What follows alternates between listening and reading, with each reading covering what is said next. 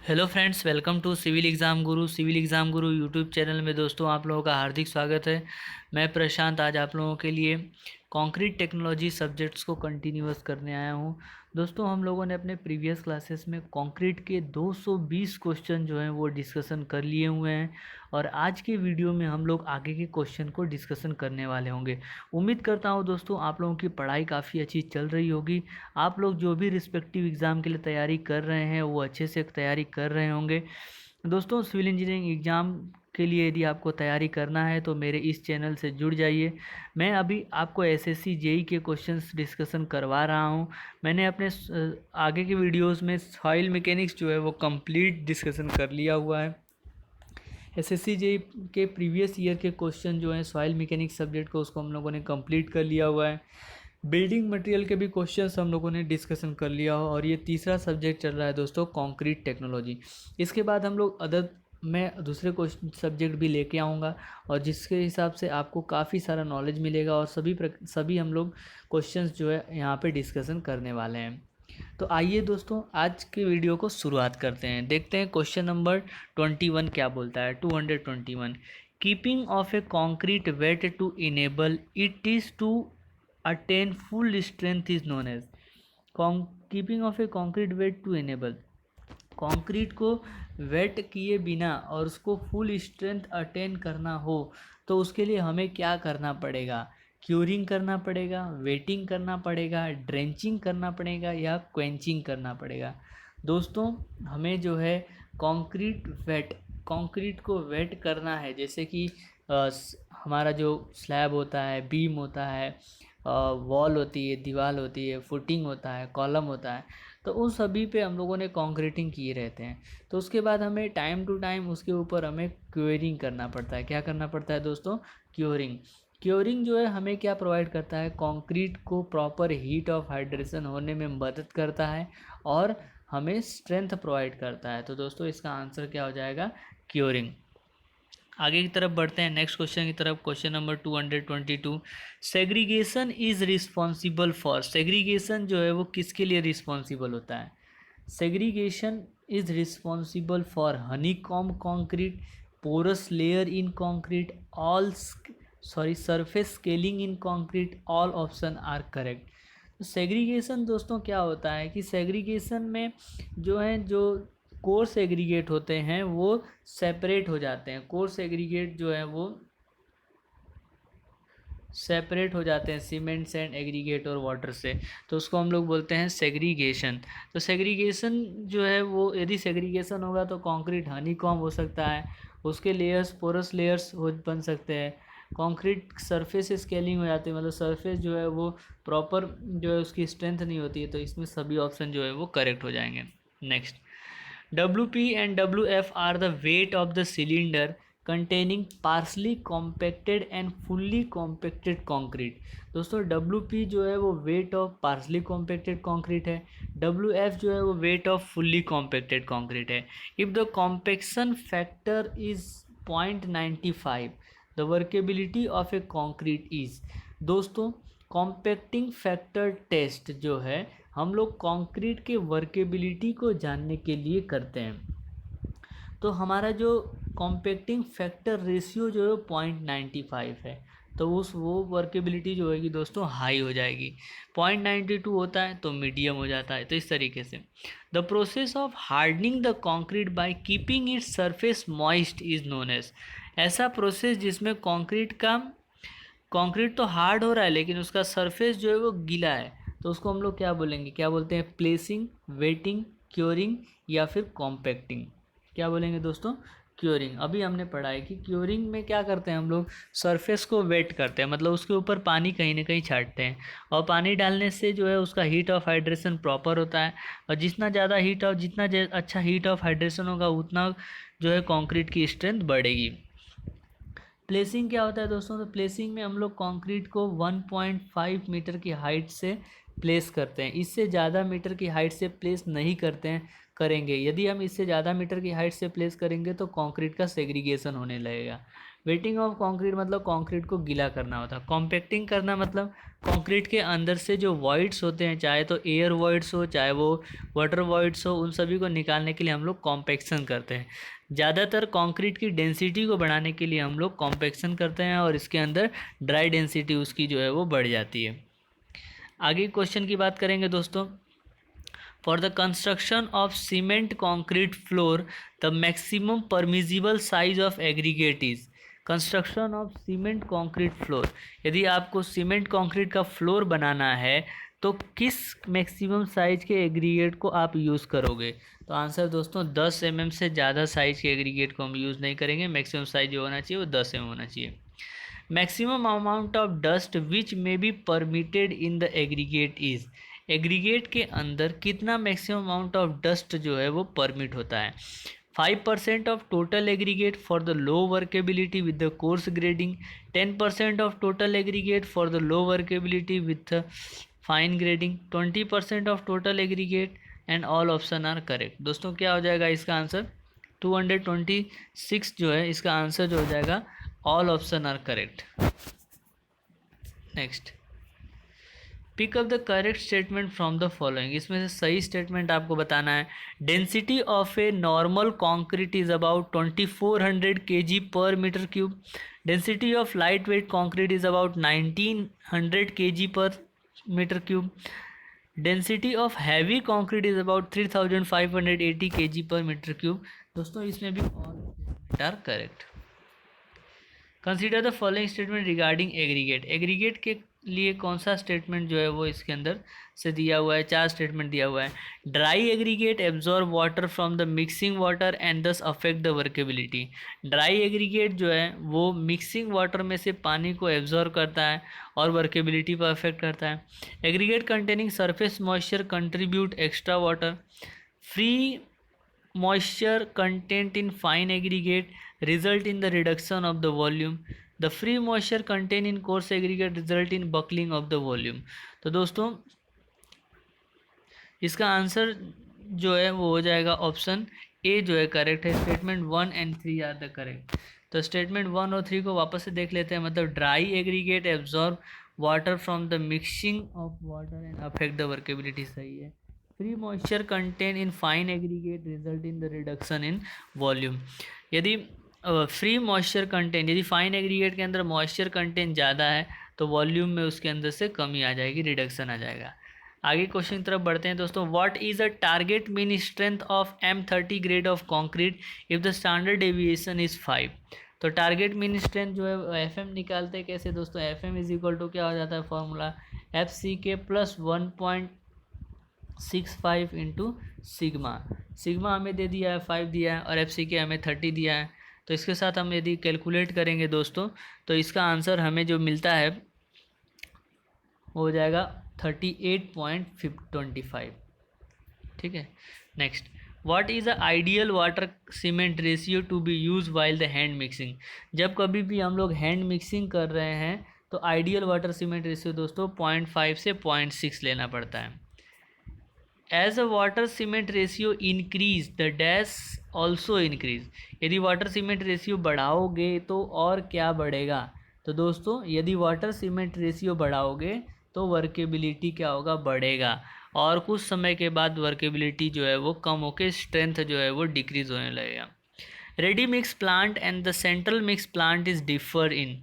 Ready mix plant जो है और सेंट्रल मिक्स प्लांट के अंदर क्या डिफरेंस होता है? तो इसके अंदर वाटर एडिशन जो है वो वाटर कंटेंट जो है अलग अलग होते हैं। Compacting of a concrete is done to. Concrete का कॉम्पैक्शन किसके लिए किया जाता है? Place concrete on the flat surface नहीं। Remove air bubbles. Introduce the concrete on a sloping surface. Introduce air bubble. तो क्या करते हैं दोस्तों? कॉन्क्रीट के अंदर जो एयर बबल होता है उसको रिमूव करने के लिए हम लोग कॉम्पैक्शन करते हैं। विच of the following statement is true. इसमें से कौन सा स्टेटमेंट ट्रू है वो बताना है। Impermeability is a property of fresh concrete. क्या इम्परमिएबिलिटी जो है वो फ्रेश कॉन्क्रीट की प्रॉपर्टी है? Impermeability is not a property of fresh concrete. Impermeability is nothing to the with concrete at all. दोस्तों इम्परमिएबिलिटी जो है वो कॉन्क्रीट है, प्रॉपर्टी है फ्रेश कॉन्क्रीट का। स्टेटमेंट 1 जो है वो सही है।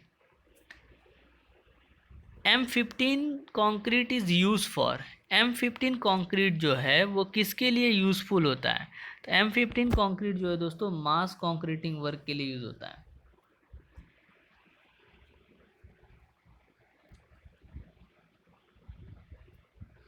Next question is the tensile strength of the concrete is found out. Concrete की टेंसाइल स्ट्रेंथ दोस्तों हम लोग कैसे कैलकुलेट करते हैं? तो कंक्रीट की टेंसाइल स्ट्रेंथ क्या हम लोग कंप्रेशन टेस्टिंग मशीन से करते हैं? गलत जवाब। ग्रेजुअल टेंसाइल टेस्ट करते हैं, स्प्लिट टेंसाइल टेस्ट करते हैं, रेडियल टेंसाइल टेस्ट करते हैं। दोस्तों कंक्रीट की जो हम टेंसाइल स्ट्रेंथ के लिए हम लोग स्प्लिट टेंसाइल टेस्ट करते हैं। क्या करते हैं? Split tensile test. Next question is slump of 50 to 100 mm can be use for. यदि स्लम्प जो है 50 से 100 mm के बीच में आता है तो उस कंक्रीट को हम लोग कहाँ पे यूज़ करेंगे? तो slump of 50 to 100 can be use in beam, beam के अंदर यूज़ कर सकते हैं। विच of the following statement is true? The weight of ingredient of a concrete mix is taken in kilogram. क्या हम लोग जो कंक्रीट का इंग्रेडिएंट लेते हैं वो किलोग्राम में लेते हैं? सही लग रहा है statement. Water and the aggregate are measure in litre. Finish concrete is measure in cubic metre. दोस्तों ऑल ऑप्शन आर करेक्ट, सभी स्टेटमेंट जो है वो सही हो जाएगा। Next, for the concrete tunnel lining the transportation of the concrete is done by which of the following.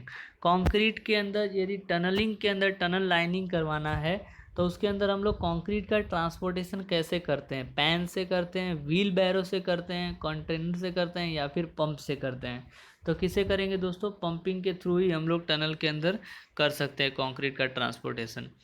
Dash is use to construct very thin hard and the strong surface. इसमें से कौन सा जो कंक्रीट है वो thin hard और strong surface के लिए यूज होता है? Reinforce cement concrete, post stress concrete, ferro cement, none of the अबो।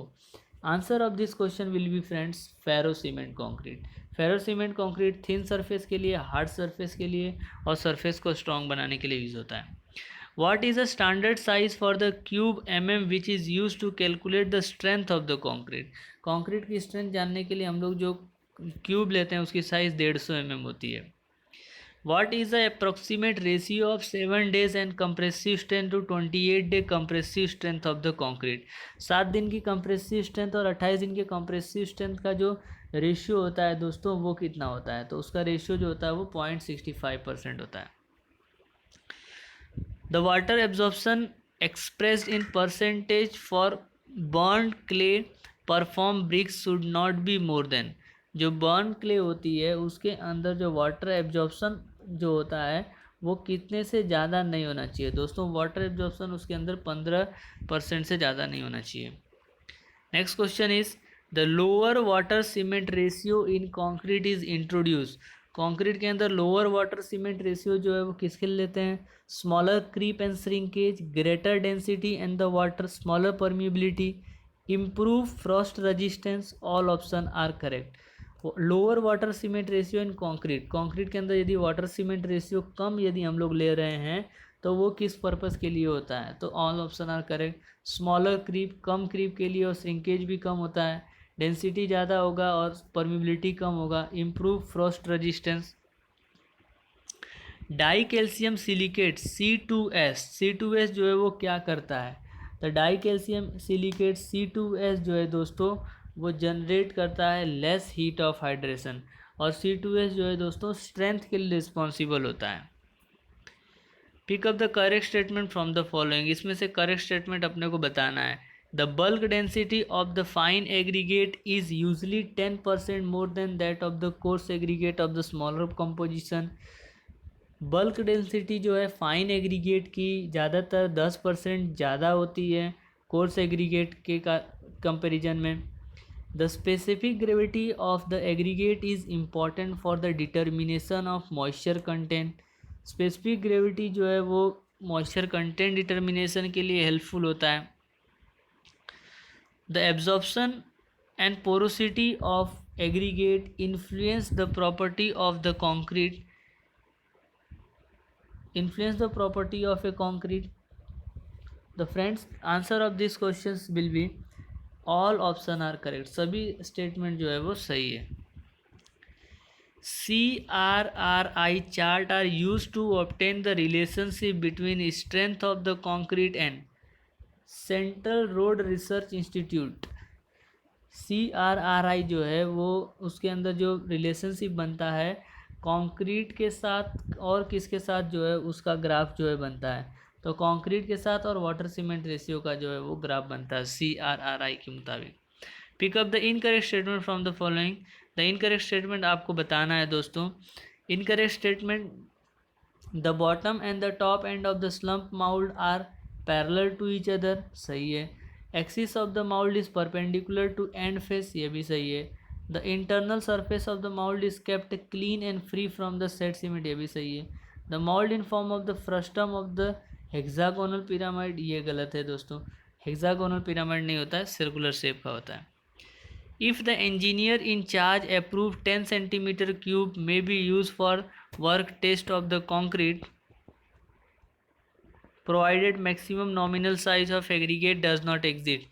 यदि कोई इंजीनियर है और उसने बोला कि 10 सेंटीमीटर का ही क्यूब की साइज़ के ऊपर आपको टेस्ट करना है, तो कितने से ज़्यादा आप जो है एग्रीगेट की मैक्सिमम साइज़ लोगे, उससे ज़्यादा आप एग्रीगेट की मैक्सिमम साइज़ नहीं ले सकते हो दोस्तों, 20 सेंटीमीटर। टू वेट कॉन्क्रीट में कॉजेज, यदि कॉन्क्रीट बहुत ज़्यादा गीला है तो क्या कर सकता है, वीकनेस ऑफ द कॉन्क्रीट, सही है। एक्सेसिव लेटेंस कर सकता है, सेग्रीगेशन कर सकता है, all option are correct. The answer of this question friends will be all option are correct. Next question is the surface where two successive placement of the concrete meet are known as, ऐसा surface जहाँ पे दो concrete एक साथ जो है मिलते हैं, उस पॉइंट को हम लोग क्या बोलते हैं, उस जॉइंट को क्या बोलते हैं, contraction joint, expansion joint, construction joint, both construction joint और एक्सपांसन जॉइंट, तो answer will be construction joint.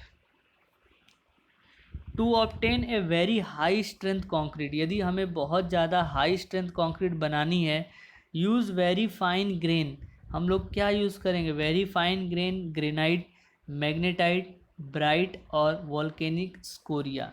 The answer will be a, क्योंकि ग्रेनाइट हम लोग यूज़ करेंगे क्योंकि इसकी स्ट्रेंथ जो है वो अच्छी होती है। Bulk density of aggregate is generally express as, aggregate की जो हम लोग बल्क डेंसिटी लेते हैं वो हम लोग किस में मेजर करते हैं, kg per cubic metre.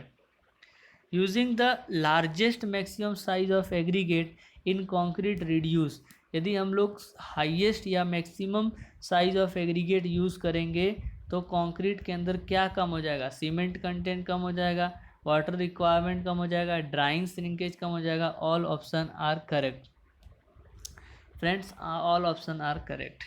Next, the target mean strength of M20 grade of concrete is 27 newton per mm square, what is value of standard deviation. तो friends the answer of this question will be, standard deviation will be 4.24. how we have to calculate, we can calculate by using this formula, Fm is equal to FCK plus 1.65 into sigma। यहाँ से दोस्तों हम लोग sigma calculate कर सकते हैं।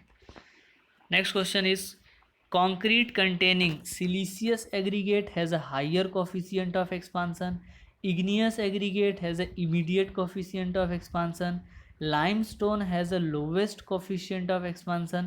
all option are correct। तो concrete के अंदर जो कंक्रीट होता है वो आंसर जो है हो जाएगा वो ऑल ऑप्शन आर करेक्ट, क्योंकि सिलिशियस एग्रीगेट जो है वो हायर कोफिशिएंट ऑफ एक्सपांसन होता है, igneous aggregate has A intermediate coefficient of expansion, limestone has a lowest coefficient of expansion होता है। Next, find the correct statement for the try calcium aluminate, react fast with water, generate less heat of hydration, causes initial setting and early strength of the cement, does not contribute to develop the strength। दोस्तों answer जो हो जाएगा causes initial setting and the early strength of the cement, try calcium aluminate. Incorrect statement बताना है, means initial setting और early strength के लिए तो दोस्तों C2S जो है डाई कैल्शियम सिलिकेट और ट्राई कैल्शियम सिलिकेट रिस्पॉन्सिबल होता है, बट ट्राई कैल्शियम एल्यूमिनेट जो है वो सबसे पहले हीट ऑफ हाइड्रेशन करता है।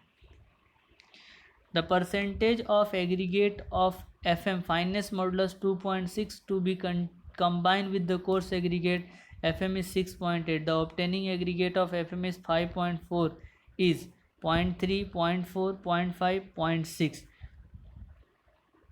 Answer will be 0.3. Next, pick up the correct statement from the following. आपको correct statement बताना है. Water enable chemical reaction to take place with the cement. Water जो है वो केमिकल रिएक्शन को बढ़ा देता है. Water lubricates the maximum of the gravel sand and cement. Water जो है वो सीमेंट सैंड और ग्रेवल को लुब्रिकेशन प्रोवाइड करता है. Only a small quantity of water is require for hydration of the cement. Cement की हाइड्रेशन करना है तो कुछ स्मॉल क्वांटिटी पानी का चाहिए रहता है. All option are correct. The answer will be friends, all option will be correct. Next question is, if the slump of the concrete mix is 60 mm, its workability is. यदि concrete का slump जो है 60 mm है तो उसकी workability कितनी होगी दोस्तों? मीडियम होगी उसकी workability. तो दोस्तों इस तरीके से हम लोगों ने अपने इस वीडियो में 40 क्वेश्चन जो है वो डिस्कशन कर लिया है. कंक्रीट टेक्नोलॉजी के जो भी क्वेश्चंस बाकी हैं वो क्वेश्चंस लेके मैं नेक्स्ट वीडियो में हाजिर होऊंगा. तब तक के लिए आप जो है मेरे सभी वीडियो को देखते रहिए. वीडियो को लाइक कर दीजिए, चैनल को सब्सक्राइब कर दीजिए और यदि आपको कुछ भी पूछना है तो कमेंट बॉक्स में कमेंट कर दीजिए. Thank you very much friends for watching my this video. Keep watching, keep sharing.